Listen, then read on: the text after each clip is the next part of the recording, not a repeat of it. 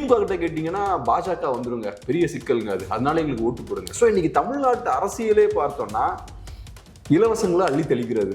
திமுக ஒரு சைடில் இலவசங்கள், அதிமுக இன்னொரு சைடில் இலவசங்கள். இவங்களுக்கு அதை தாண்டி எந்த கொள்கையும் கிடையாது, எந்த கோட்பாடும் கிடையாது.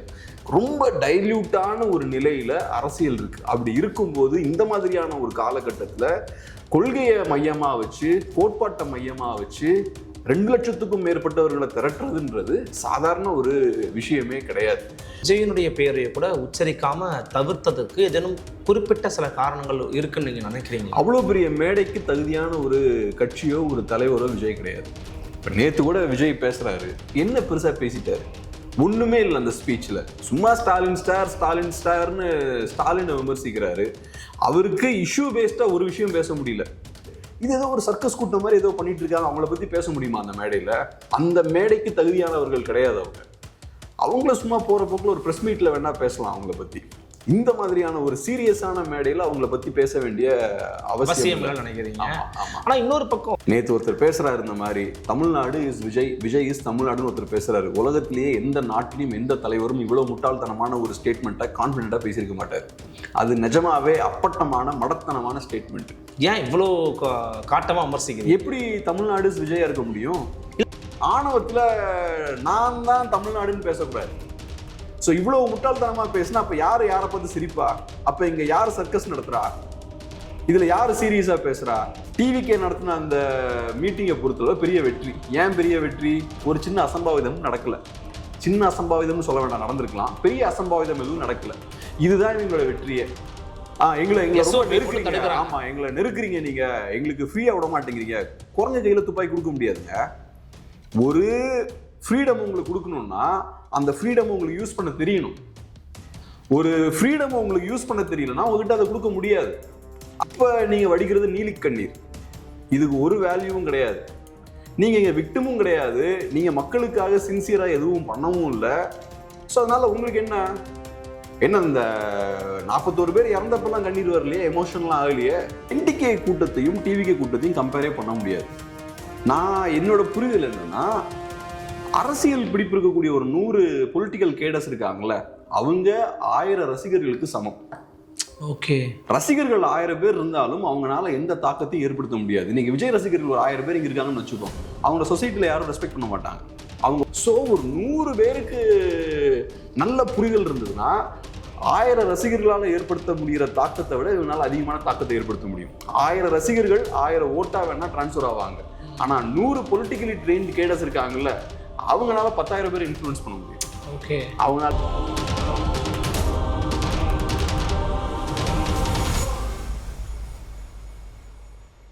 நலம் தரும் நல்லார் சித்த மருத்துவமனை இதய நோய், சர்க்கரை நோய், பக்கவாதம், சிறுநீரக பிரச்சனை, தண்டுவடம் மற்றும் மூட்டு பிரச்சனைகளுக்கு மிகச்சிறந்த மருத்துவமனை.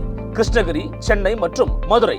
தொடர்புக்கு 8807666117 மற்றும் 8807666118.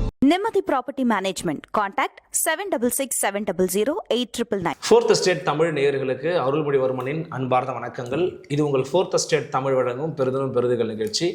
இன்றைக்கு நம்முடைய நிகழ்ச்சியினுடைய சிறப்பு விருந்தினராக தமிழ் தடம் ஊடகத்தின் ஆசிரியர், ஊடகவியலாளர் திரு கேப்ரியல் தேவதாஸ் அவர்கள். வணக்கம். வணக்கம். எப்படி இருக்கீங்க? நல்லா இருக்கேன். நீங்க எப்படி இருக்கீங்க? நலமா இருக்க, மிக்க மகிழ்ச்சி. என்டிகேவோட இந்த மாற்றத்தை வெறும் மக்களின் மாநாடு அப்படிங்கிறத நீங்கள் பார்த்துருப்பீங்க. ஏற்கனவே தொடர்ச்சியாக அவங்களுடைய கூட்டம், அவங்களுடைய கட்சி கூடாரம் அப்படிங்கிறது காலியாக்கி கொண்டிருக்கிறது. கிட்டத்தட்ட விஜய் வந்த பிறகு அதன் பிறகு அவருடைய செயல்பாடுகளாலே விலகி போயிட்டாங்கன்னு சொல்லிக்கிட்டு இருந்த வேலையில் இந்த கூட்டத்தை கூட்டி காமிச்சிருக்காங்க. இந்த மாநாட்டையும் சிறப்பாக முடிச்சிருக்கிறாங்க. ஒரு நல்ல கூட்டத்தை கூட்டியிருக்கிறதா கருதுறீங்களா?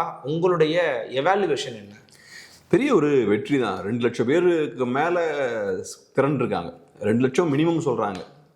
2 lakhsக்கு மேலே அங்கே ஒரு பெரிய கூட்டமாக அங்கே சேர்ந்துருக்காங்க. முக்கியமாக ஏதோ ஒரு நடிகரை பார்க்கறதுக்கோ இல்லைன்னா காசுக்கோ வந்த கூட்டம் கிடையாது. இப்போ விஜயெல்லாம் பார்க்க வர கூட்டம் கொள்கைக்காகவோ கோட்பாட்டுக்காகவோ வரவோ கிடையாது.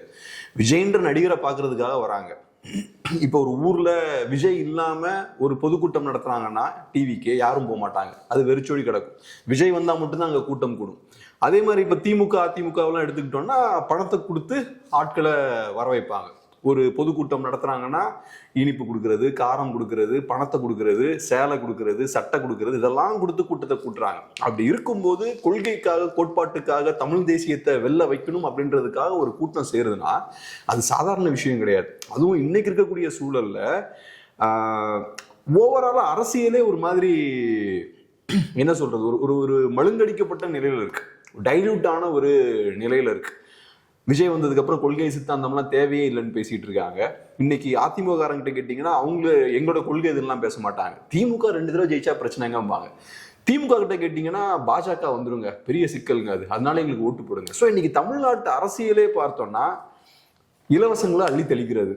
திமுக ஒரு சைடுல இலவசங்கள், அதிமுக இன்னொரு சைடுல இலவசங்கள். இவங்களுக்கு அதை தாண்டி எந்த கொள்கையும் கிடையாது, எந்த கோட்பாடும் கிடையாது. ரொம்ப டைல்யூட்டான ஒரு நிலையில அரசியல் இருக்கு. அப்படி இருக்கும்போது இந்த மாதிரியான ஒரு காலகட்டத்துல கொள்கையை மையமா வச்சு, கோட்பாட்டை மையமா வச்சு 2 லட்சத்துக்கும் மேற்பட்டவர்களை திரட்டுறதுன்றது சாதாரண ஒரு விஷயமே கிடையாது. அதுவும் இல்லாம 2016 இருந்து இன்னைக்கு வரைக்கும் அவன் கூட்டணியும் வைக்கல.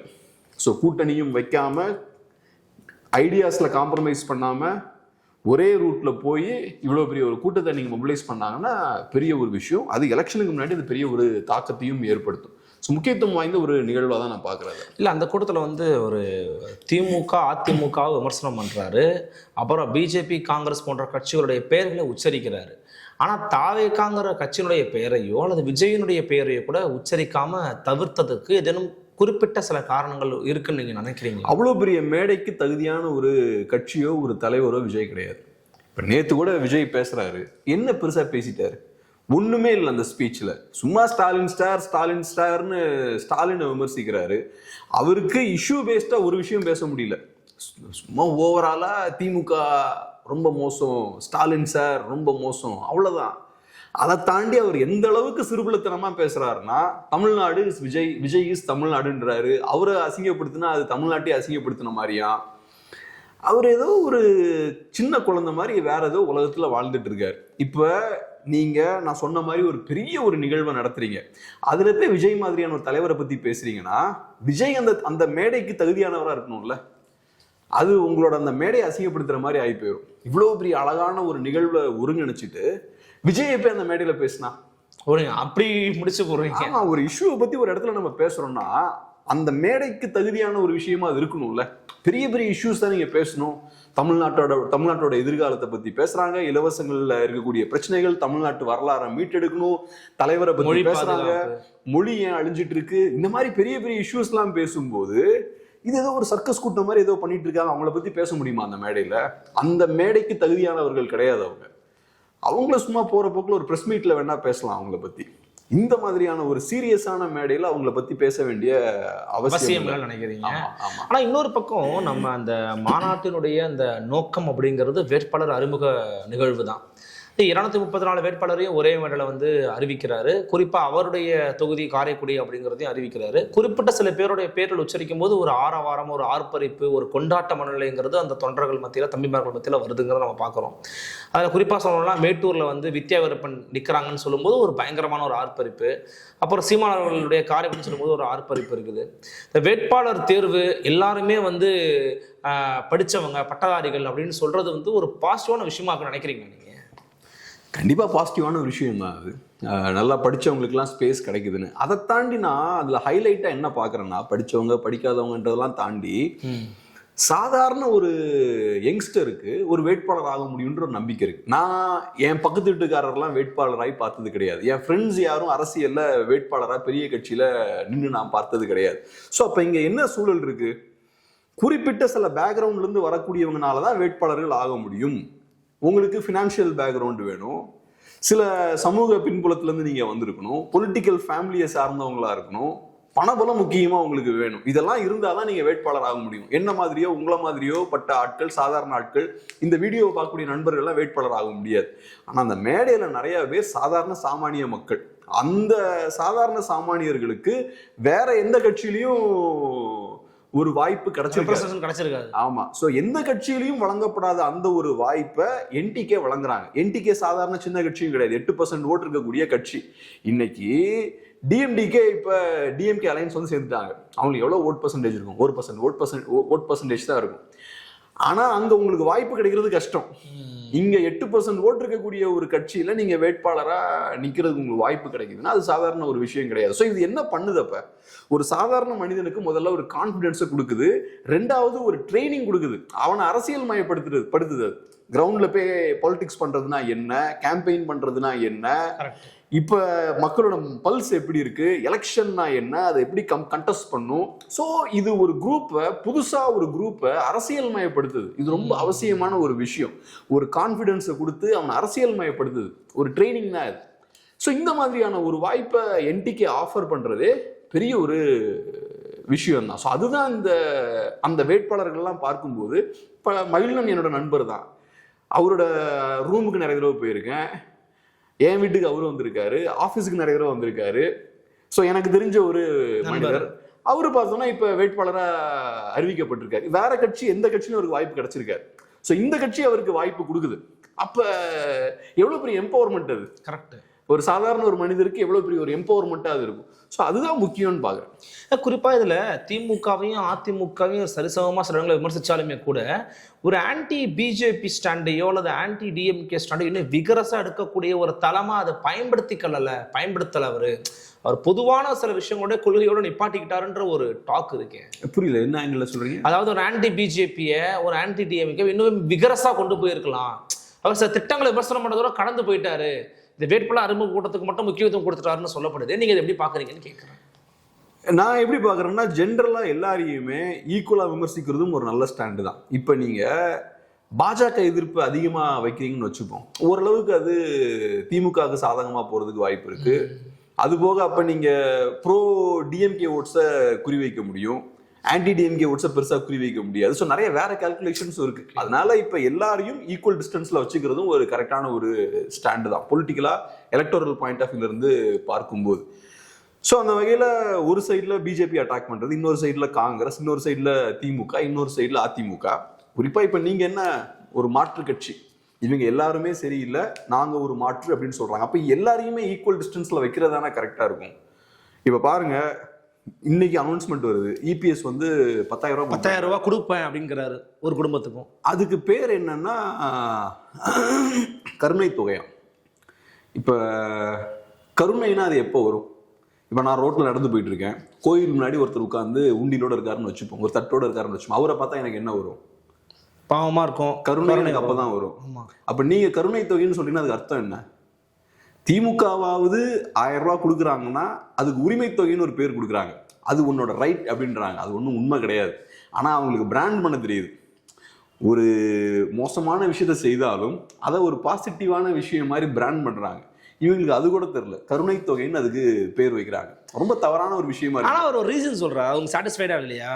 அவர் என்ன சொல்றாருன்னா, எடப்பாடி பழனிசாமி பேசும்போது சொல்றாரு, பிரஸ் மீட் நானும் பார்த்தேன், இந்த ஆட்சியில, இந்த விடியா திமுக ஆட்சியில கரண்ட் பில் ஏறிடுச்சு, பொருள் விலை ஏறிடுச்சு, ஜிஎஸ்டி ஏறிடுச்சு, சொத்து வரி ஏறிடுச்சுலாம் ஏறிடுச்சு, மக்கள் ரொம்ப கஷ்டத்துல இருக்காங்க, மக்கள் ரொம்ப முடியாம இருக்காங்க, அதனால அவங்களுக்கு ரொம்ப பாவமா இருக்கு, ஸோ கரண்ட் கொடுக்குறேங்கிறாரு.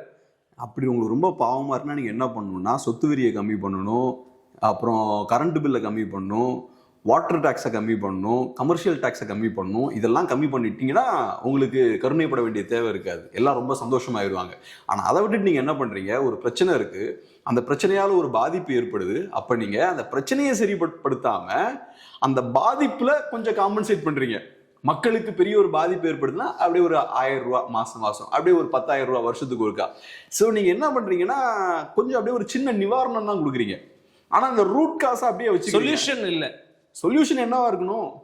டாக்ஸ் எல்லாம் கம்மி பண்ணணும். உண்மை நீங்க சொல்றது கரெக்டான பாயிண்ட். நீங்க சொல்றீங்க அதிமுக ஆட்சியில் இந்த அளவுக்கு டாக்ஸ் கலெக்ட் பண்ணலை, இவங்க டாக்ஸ் எல்லாம் இன்க்ரீஸ் பண்றாங்க, ஸ்டேட் கவர்மெண்டோட ரெவன்யூவை இவங்க இன்க்ரீஸ் பண்றாங்க. ஸ்டேட் கவர்மெண்ட் ரெவன்யூ இன்க்ரீஸ் பண்ணா என்ன ஆகும்? மக்கள் தலையில பெரிய ஒரு சுமையை தூக்கி போடுறீங்க, கஷ்டப்படுறாங்க. அப்ப அதை சரி செய்யணும்ல நீங்க. நாங்க வந்தா டாக்ஸ் எல்லாம் கம்மி பண்ணிடுவோங்க, பழையபடி நாங்க கொண்டு போயிடுவோங்க, இதெல்லாம் இருக்காதுங்க. அது இல்ல உங்களோட உத்தரவாதமா இருக்கணும். அதை விட்டுட்டு அதை அட்ரஸ் பண்ணாம 10,000 ரூபாய் கொடுப்பேன்னா, நீ என்கிட்ட இருந்து டாக்ஸ் நிறைய வாங்கிட்டு அதே 10,000 ரூபாய் திருப்பி என்கிட்ட கொடுத்து அதுல என்ன லாபம் இருக்கு? அதே மாதிரி வேலை இல்லாமல் இருந்தால் மாதம் 2000 ரூபா, படிச்சு முடிச்சுட்டு வேலை இல்லாமல் இருக்கவங்களுக்கு மாதம் 2000 ரூபா. நீங்கள் என்ன சொல்லணும்? படிச்சு முடிச்சுட்டு வேலை இல்லாமல் இருக்க மாட்டீங்க, நாங்கள் இண்டஸ்ட்ரீஸ்லாம் கொண்டு வருவோம், புது வாய்ப்புகளை கிரியேட் பண்ணணும்ல சொல்லணும். நீ படிச்சுட்டு வேலை இல்லாமல் 2000 ரூபா கொடுப்பேன்னா இதெல்லாம் தான் சிக்கல். ஸோ என்னோட பாயிண்ட் என்னன்னா, இங்க இருக்கக்கூடிய எல்லா கட்சிகளும் ஏறக்குறைய ஒரே மாதிரி தான் இருக்காங்க. பாஜகவுக்கும் காங்கிரஸுக்கும் பெரிய வித்தியாசம் ஒன்றும் கிடையாது. திமுகவுக்கும் அதிமுகவுக்கும் பெரிய வித்தியாசம் இல்லை. திமுக 1000 ரூபான்னா இவங்க 2000 ரூபாய், இவங்க 2000 3000 ரூபாய். ஆமா, அப்புறம் இப்ப 5000 ரூபாய் கொடுத்தாச்சு, உடனே இப்ப நான் வந்தா 10,000 ரூபாய் கொடுப்பேன்றாங்க. சோ இவங்களோட அரசியல்ன்றது ரொம்ப தட்டையா இருக்கு. அப்ப இவங்க எல்லாத்தையுமே விமர்சிச்சு இவங்க எல்லாத்துக்குமே மாற்றா நாங்க இருப்போம், ஒரு வித்தியாசமான ஒரு கட்சியா இருப்போம்னு ஒரு அரசியலை செய்யறது ரொம்ப அவசியம் அப்படின்னு நான் பாக்குறேன். ஸோ அந்த வகையில சீரியஸான நிறைய விஷயங்கள் பேசியிருக்காங்க. நல்ல ஒரு இதுதான். ஆனா இப்போ டிவிகேவோட நிர்வாக குழு கூட்டத்தில் திரு விஜய் அவர்கள் பேசுகிற போது, நான் சீரியஸா பேசிக்கிட்டு இருக்கும் போது வாண்டா நடுவில் சில பேர் வண்டியில் ஏறி குரல் கொடுக்குறாங்க, பாஸ் நாங்கள் சீரியஸா பேசிக்கிட்டு இருக்கோம், கொஞ்சம் காமெடி ஷோலாம் பண்ணாதீங்க அப்படின்னு அதிமுக, நாம் தமிழர் கட்சி ஆகியோர் குறிப்பிட்டு தான் திரு விஜய் பேசுறாருன்னு சொல்றாங்க. உங்களுடைய கருத்து என்ன? அவர் சீரியஸா பேசிட்டு இருக்கும்போது யார் காமெடி பண்றாங்க? இப்போ நீங்க யார் சீரியஸா பேசுறாங்கன்னு நினைக்கிறீங்க? நீங்க என்ன கேட்குறீங்களா? ஆமா, நேற்று ஒருத்தர் பேசுறாரு இந்த மாதிரி, தமிழ்நாடு இஸ் விஜய், விஜய் இஸ் தமிழ்நாடுன்னு ஒருத்தர் பேசுறாரு. உலகத்திலேயே எந்த நாட்டிலையும் எந்த தலைவரும் இவ்வளவு முட்டாள்தனமான ஒரு ஸ்டேட்மெண்ட்டை கான்ஃபிடென்ட்டா பேசியிருக்க மாட்டார். அது நிஜமாவே அப்பட்டமான மடத்தனமான ஸ்டேட்மெண்ட். ஏன் இவ்வளோ காட்டமா விமர்சிக்கிறீங்க? எப்படி தமிழ்நாடு இஸ் விஜயா இருக்க முடியும்? இல்ல தமிழ்நாடு இல்ல தமிழ் மக்களுடைய பிரதிநிதி நான் அவர் சொல்ல வர, அது தமிழ் மக்கள் சொன்னது, நீங்க சொல்லக்கூடாது. அது எலெக்ஷன்ல தமிழ் மக்கள் தீர்மானிக்கணும். இது ஆணவம், வேற எதுவுமே கிடையாது. நார்சிசம் வாங்கல, அதுதான் இது. இப்ப நான் பாட்டுக்கு கேப்ரியலிஸ் தமிழ்நாடு நான் சொல்லக்கூடாது. அப்படியே நான் பிரதிநிதியா இருக்கணும்னு ஆசைப்பட்டேன்னா, தமிழ் மக்களோட பிரதிநிதியா நான் இருக்கணும்னு ஆசைப்பட்டேன்னா, அப்ப எனக்கு தாழ்மை வேணும். அது ஒரு பெரிய ரெஸ்பான்சிபிலிட்டி. அந்த மக்கள்கிட்ட போய் நான் சொல்லணும், பணிவா போய் கேட்கணும், ஐயா உங்களோட பிரதிநிதியா நான் இருக்க ஆசைப்படுறேன், அதுக்கு இந்த வாய்ப்பை எனக்கு நீங்க கொடுங்கன்னு நான் பணிவா போய் கேட்கணும். ஆணவத்துல நான் தான் தமிழ்நாடுன்னு பேசக்கூடாது. ஸோ இவ்வளவு முட்டாள்தனமா பேசினா அப்ப யாரை பார்த்து சிரிப்பா? அப்ப இங்க யாரு சர்க்கஸ் நடத்துறா? இதுல யாரு சீரியஸா பேசுறா? இப்படிலாம் பேசுறதால மக்களை கோவப்படுத்துறதுனால சிரிக்காம இருப்பாங்க. இது முட்டாள்தனமான ஸ்டேட்மெண்ட் தான், ஆக்சுவலா சிரிச்சுட்டு போலாம். ஆனா ஆக்சுவலா என்ன ஆகும்னா, இந்த முட்டாள்தனத்தை பார்த்து மக்களுக்கு கோவம் வரும். ஸோ இங்க தமிழ்நாட்டில் இன்னைக்கு அரசியலோட ஸ்டாண்டர்ட் கம்மி பண்ணது இந்த கூட்டம் தாங்க. ஏற்கனவே அரசியல்ன்றது ரொம்ப மோசமான நிலையில இருக்கு. இன்னைக்கு பாருங்க, இலவசங்கள் இவ்வளவு மோசமா கொடுத்துட்டு இருக்காங்க. இன்னைக்கு அதிமுகவுக்கு ஃப்ரெஷ்ஷா கையில ஒண்ணுமே இல்லை. திமுகவை கவுண்டர் பண்ணணும்னா திமுகவை எதிர்த்து அரசியல் பண்றதுக்கு 1000 இஷ்யூஸ் இருக்கு. ஆனா அதெல்லாம் விட்டுக்கிட்டு நீ 1000 ரூபாய் கொடுத்தா நான் 2000 ரூபாய் கொடுப்பேன், நீ 5000 ரூபாய் கொடுத்தா நான் 10,000 ரூபாய் கொடுப்பேன், மாசம் ஸ்டூடெண்ட்ஸுக்கு ஒரு 1000 ரூபாய் கொடுப்பேன். யாரு இவங்க 12ஆம் கிளாஸ் படிச்சா 1000 ரூபாவா, அப்புறம் படிச்சு முடிச்சதுக்கு அப்புறம் வேலை இல்லைன்னா 2000 ரூபாய், பொங்கலுக்கு 1000 ரூபாய், ஏகப்பட்ட பணத்தை இப்படி கொடுக்குறாங்க. ஸோ உங்களுக்கு அரசியல் பிராக்டிக்கலா பண்ண முடியல. இன்னைக்கு இலவசங்களை பத்தி பேசுறது தமிழ்நாட்டில் ஒரு கட்சி இல்லை, என்டிகே மட்டும் தான் இலவசத்தை எதிர்த்து பேசிட்டு இருக்காங்க. இலவசங்களால தமிழ்நாட்டுக்கு வரக்கூடிய பாதிப்பை பத்தி பேசுறதுக்கு ஊடகங்கள் இல்லைங்க. இந்த ஊடகங்கள்லாம் பாருங்க, இன்னைக்கு ஈவினிங் உட்காந்து பேசுவாங்க. எதை பத்தி பேசுவாங்க? இபிஎஸ் மாஸ்டர் ஸ்ட்ரோக் பண்றாரு, அப்படியே இவரு ஸ்டாலினை கவுண்டர் பண்ண இதை பண்றாரு, அப்புறம் ஸ்டாலின் நாளைக்கு ஏதாவது அறிவிப்பு கொடுத்தா ஸ்டாலின் மாஸ்டர் ஸ்ட்ரோக்கும்பாங்க. இது என்ன மாஸ்டர் ஸ்ட்ரோக்லாம் என்ன? அது இதனால ஓட்டு உடையுமா, ஓட்டு இன்க்ரீஸ் ஆகுமா? அது நம்ம பிரச்சனை கிடையாது. இதனால தமிழ் மக்களுக்கு என்ன நஷ்டம்? நீங்க இந்த 1000 ரூபாய் கொடுக்குறது, 2000 ரூபாய் கொடுக்குறது, 5000 ரூபாய் கொடுக்குறது, 10,000 ரூபாய் கொடுக்குறது, எல்லாம் யாரோட பணம்? யார் பாக்கெட்ல இருந்து போகுது? என் பாக்கெட்ல இருந்து போகுது, உங்க பாக்கெட்ல இருந்து போகுது, தமிழ் மக்களோட பாக்கெட்ல இருந்து போகுது. அதனால ஏற்படக்கூடிய பாதிப்புகள் என்னன்னு உட்கார்ந்து பேசணும். அதை பேசுறதுக்கு இங்க மீடியா கிடையாது. ஸோ இப்படிப்பட்ட ஒரு சூழல்ல நம்ம இருந்துட்டு இருக்கோம். இதை இன்னும் மோசமான ஒரு இடத்துக்கு விஜய் கொண்டு போறாரு. விஜயோட ரசிகர்கள்ட்ட போய் கேளுங்களேன், அவங்க சொல்லுவாங்க கொள்கை கோட்பாடெல்லாம் ஒன்றும் தேவையே இல்லைங்க, அதெல்லாம் எதுக்குங்க, எங்க தலைவர் பவருக்கு வருவாரு, வந்ததுக்கு அப்புறம் எல்லாம் சரி பண்ணிடுவார், அவர் தான் எல்லாத்துக்குமான கியூர். இல்ல ஸ்ட்ரிக்டான சட்டம் ஒழுங்கு இருக்கும், எந்த விதமான பெண்களுக்கு ஒரு அதிகமான ஒரு பாதுகாப்பை வந்து நாங்கள் கொடுப்போம், இப்பெல்லாம் ஒரு சில விஷயங்களை முன்னெடுத்து சொல்றாருல. அதே மாதிரி எஸ்பி ஐஏஎஸ் தான் சம பாதி நான் கொடுப்பேன் அப்படின்னு அவர் சொல்றாரு. அவர் இதை பத்தி சொன்னா சிரிக்க தான் செய்வாங்க. முதல்ல தெரியணும் அந்த அப்பாயின்மெண்ட் ப்ராசஸ்ல எப்படி நடக்குதுன்னு தெரியணும்.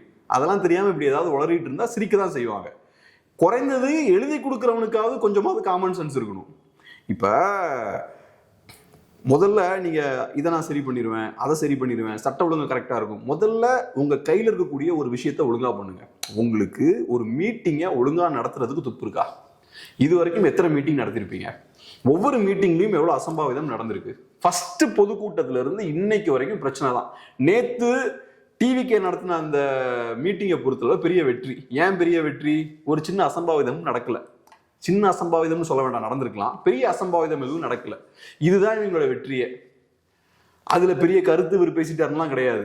குறைந்தபட்சம் எந்த பிரச்சனையும் இவங்க கொண்டு வராம இருந்தாங்க. அதுவே பெரிய வெற்றியா இருக்கு. அப்போ ஒவ்வொரு தடவையும் நீங்க ஒரு கூட்டத்தை கூட்டும் போது அதை கூட ஒழுங்கா அவங்களுக்கு ஆர்கனைஸ் பண்ண முடியல. எப்பெல்லாம் அவங்க ரசிகர்கள் வெளில வராங்களோ அப்பெல்லாம் பிரச்சனை வருது. இல்லை, ஆனால் அவர் சொல்கிற ஒரு பாயிண்ட் உங்களுக்கு லாஜிக்கலாக தெரியலையா? என்னை வந்து வரவிட மாட்டேங்கிறாங்க, எஸ்ஓபி போட்டு தடுக்கிறாங்க, மக்களாக்கி உங்களுக்கு சதி தெரியும், அதனால நான் வெற்றி பெற்ற பிறகு நிச்சயமா ஒவ்வொரு கிராமமா ஒவ்வொரு வீட்டுக்கும் வரேங்கிறாரு. இது வந்து மக்கள் மத்தியில வந்து ஒரு தாக்கத்தை ஏற்படுத்துமா? முதல்ல மக்கள் என்ன சொல்லணும்னா, முதல்ல நீங்க கிராமத்துக்குலாம் வாங்க, அதுக்கப்புறம் கிராமத்தில் இருக்கவங்களாம் உங்களுக்கு ஓட்டு போடுவாங்கன்னு சொல்லணும். இவர் ஜெயிச்சதுக்கு அப்புறம் தான் கிராமத்துக்கே போவாராம். அது வரைக்கும் கிராமத்துக்குலாம் போக மாட்டாராம். கேட்டா எங்களுக்கு வந்து நீங்க எங்களை ரொம்ப நெருக்குறீங்க, ஆமா எங்களை நெருக்குறீங்க, நீங்க எங்களுக்கு ஃப்ரீயா விட மாட்டேங்கிறீங்க. குறைஞ்ச கையில துப்பாக்கி கொடுக்க முடியாதுங்க.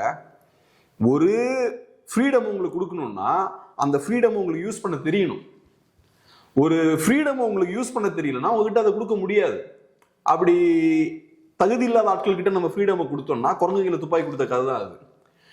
இவ்வளவு மீட்டிங் நடத்திருக்கீங்க, இவ்வளவு பிரச்சனைகள் நடந்திருக்கு, 41 பேர் இறந்திருக்காங்க. இந்தியால எந்த ஒரு பொலிட்டிக்கல் ஈவெண்ட்லயும் 41 பேர் இறந்திருக்க மாட்டாங்க. அப்படி ஒரு காரியத்தை தமிழ்நாட்டுல பண்ணிருக்கீங்க. தமிழ்நாடு ஸ்டேட்டுக்கே பெரிய தலைக்குனிவு அது. இந்த ஒரு காரியத்தை பண்ணிட்டு என்ன ஏன் பிடிச்சி நெருக்குறீங்க?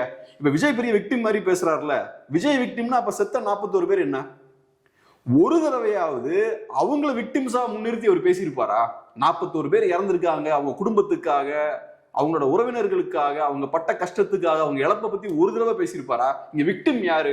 இறந்தவன் விக்டிமா, விஜய் விக்டிமா? இறந்தவங்க தான் விக்டிம்.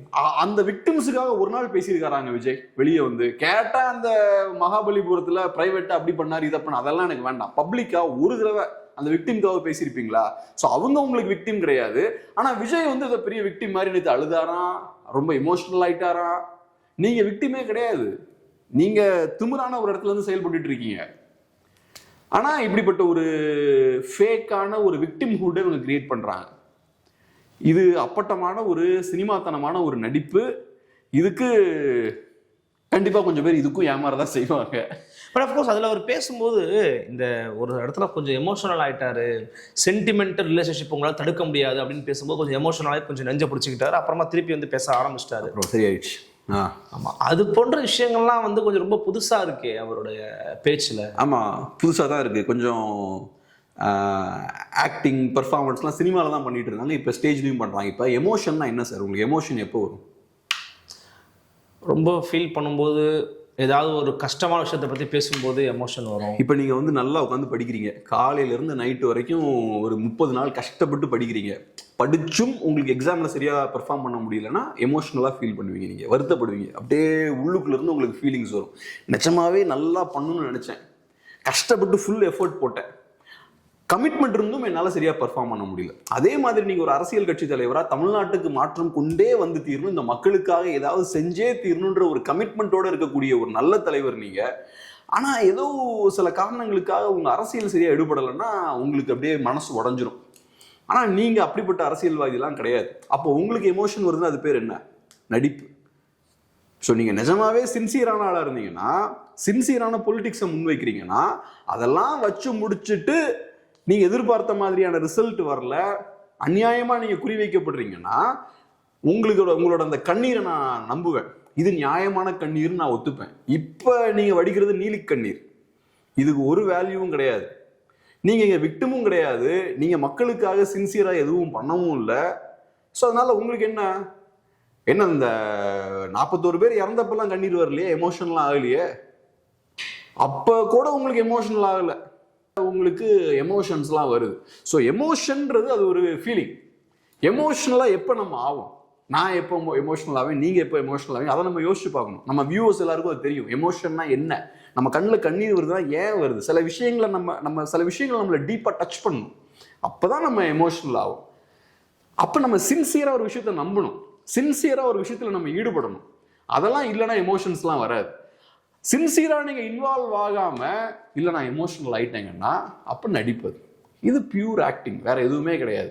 திமுக அரசு தடுக்கவே இல்லை, திமுக அரசு இவர் வந்து முடக்க முயற்சியே பண்ணல, இவர் ஃப்ரீயா விட்டாங்கன்றீங்க. திமுக என்ன முடக்குச்சு? இவர் மேல எஃப்ஐஆர் போட்டாங்களா?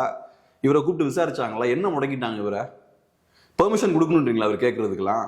அப்புறம் நாளைக்கு தப்பு நடந்தா யாரு பொறுப்பு இருக்கிறதுக்கு? கரூர்லயே அவருக்கு பெர்மிஷன் கொடுத்துருக்க கூடாது. கரூர்ல விடுங்க, திருச்சியில ஃபர்ஸ்ட் அவரு போனார்ல, ரோட் ஷோ போனார்ல, அங்கேயே அவருக்கு பெர்மிஷன் கொடுத்துருக்க கூடாது. ரோட் ஷோன்ற பேர்ல இவர் பாட்டுக்கு ஒரு வண்டியில ஏறி உட்காந்துக்கிட்டு டாடா காட்டிக்கிட்டு ரோட்ல பார்த்து 10 மணி நேரம் 12 மணி நேரம் போடுறாங்க. அது எப்படி நீங்க பெர்மிஷன் கொடுக்கலாம்? அதுக்கெல்லாம் ஃபர்ஸ்ட் டே கொடுத்துருக்க கூடாது. அங்கதான் இவங்க தப்பு பண்ணிட்டாங்க. இவர் ரோட் ஷோ போவாராம், எல்லாரும் பெர்மிஷன் கொடுக்குறாங்க. அது எப்படி கொடுப்பீங்க? லட்சக்கணக்கான மக்கள் அங்க பாதிக்கப்படுறாங்கல்ல. ஆபீஸுக்கு போக முடியாது, போற வழியில பிசினஸ் எல்லாம் பாதிக்கப்படுது, கடைகள் சேதப்படுத்தப்படுது, வீடுகளுக்குள்ள புகுறாங்க, மாடிகள் மேல ஏறுறாங்க, ஆம்புலன்ஸ் போக முடியல, கரண்ட் கம்பத்துல ஏறுறாங்க, அப்புறம் கடைசியில மரணத்துல போய் முடியுது. சோ விஜய் யாரும் டார்கெட் எல்லாம் பண்ணல.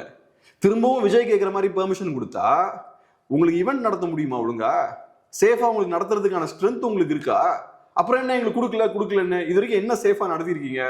அப்ப இருந்து பாக்குற ஒரு பெரிய கம்பம் பார்த்தா ஒரு கார் மேல போய் உழுது, தண்ணி குடிக்கிற அந்த இதை வச்சிருக்காங்க, பார்த்தா டாய்லெட்ல இருக்கிறது அந்த தண்ணிலாம் எடுத்து குடிக்கிறாங்க, அடிச்சு உடைக்கிறாங்க சேரெல்லாம். உங்களுக்கு எதையுமே ஒழுங்கா பண்ண முடியலையே. ஒரு ஈவெண்ட் நடத்தினா அதை ஆர்கனைஸா நடத்த முடியலையே உங்களுக்கு. அப்புறம் எதை நம்பி உங்களுக்கு பெர்மிஷன் கொடுக்கறது? உங்களுக்கு அதுக்கான சக்தியே இல்லையே. ஆஃப்டர் த டிவிகேவோட மீட்டிங் வந்து பார்த்தீங்கன்னா என்டிகேவோட மீட்டிங்கும் டிவிகே கம்பேர் பண்ண ஆரம்பிச்சிட்டாங்க. ஸோ மாற்றம் அப்படிங்கிறதுக்கான ஓட்டு வந்து எங்கேயும் வந்து டைவெர்ட் ஆகலை, இந்த பக்கம் தான் நிற்குது அப்படிங்கிற மாதிரி ஒரு உறுதிப்பாட்டுக்கு சில பேர் வர முயற்சி பண்ணுறாங்க. நீங்கள் அப்படி தான் பார்க்குறீங்களா? என்டிகே கூட்டத்தையும் டிவிகே கூட்டத்தையும் கம்பேரே பண்ண முடியாது.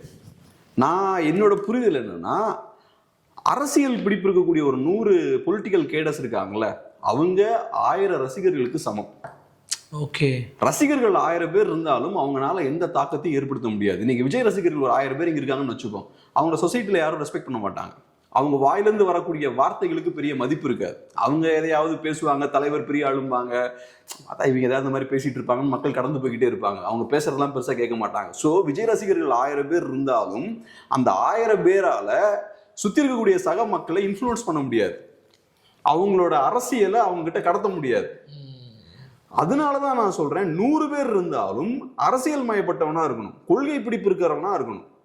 அவனுக்கு விஷயம் தெரியும். ஒருத்தன் கொள்கை பிடிப்பு ஒருத்தனுக்கு இருக்குன்னா அப்ப அவன் என்ன பண்ணுவான்? அடுத்தது போய் புத்தகத்தை படிப்பான், தமிழ் தேசியத்தை நம்ம ஜெயிக்க வைக்கணும், இல்லைன்னா இந்தி தேசியத்தை நம்ம ஜெயிக்க வைக்கணும், இந்துத்துவாவை ஜெயிக்க வைக்கணும், இந்த மாதிரி ஏதோ ஒரு கொள்கை அவனுக்கு இருக்கும். ஸோ அதை நோக்கி நிறைய புத்தகங்களை படிக்க ஆரம்பிப்பான், சுத்தி இருக்கவனெல்லாம் டிபேட் பண்ணுவான், கருத்து மோதல் அங்க நடக்கும்.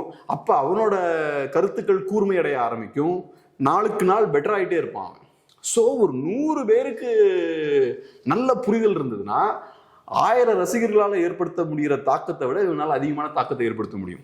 1000 ரசிகர்கள் 1000 ஓட்டா வேணா டிரான்ஸ்ஃபர் ஆவாங்க.